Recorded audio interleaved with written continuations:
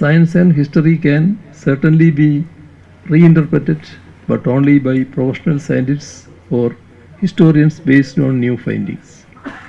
It should be done independently, not at the behest of those in power. Unfortunately, what is happening in India today is that curricula and education institutions are being manipulated with a political motive.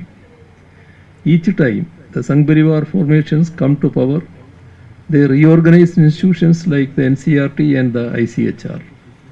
People who subscribe to the saffron ideology are appointed to head such institutions.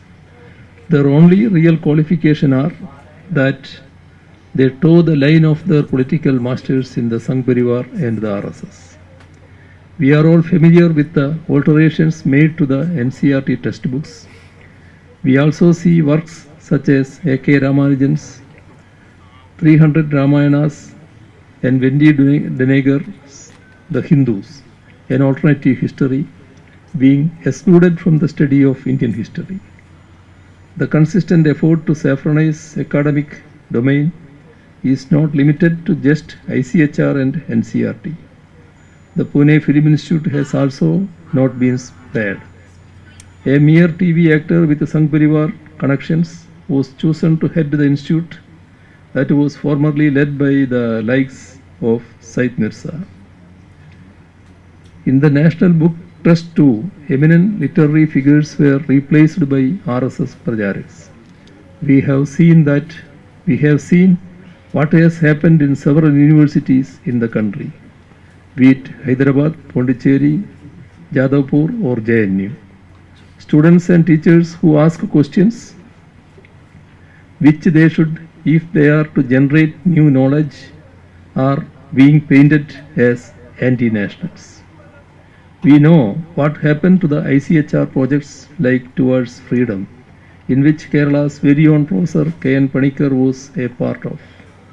Such objective and scientific works are scuttled, but through organizations like the Akhil Bharatiya Itihas Sankhalan Yojana, true history is sought to be authored. By true history, we all know that they mean communal interpretation, to use Professor Thapar's own words. She has also said that their communal history is extremely selective in choosing facts and deliberately partisan in their interpretation.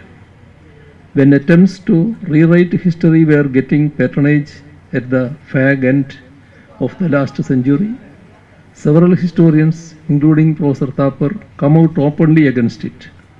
I am sure we all remember the book the Delhi Historians Group brought out, Communalization of Education.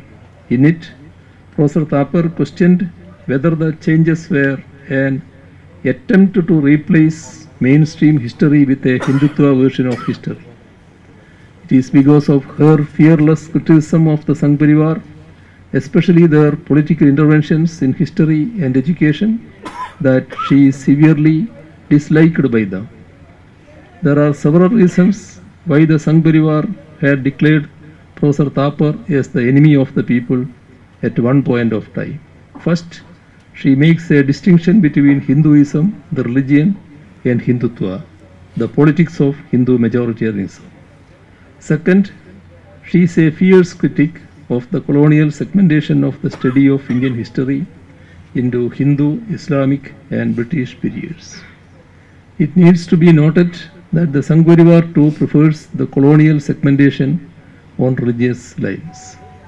Third, she disagrees with the view that it is popular with the Sangh that the origin of Hindus can be traced back to the Aryans and the Indus Valley civilization, which some of them want to rename as the Saraswati Valley civilization.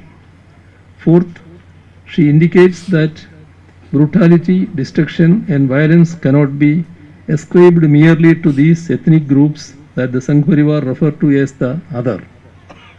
Above all, it is her immense scholarship of India's past that worries the proponents of WhatsApp University.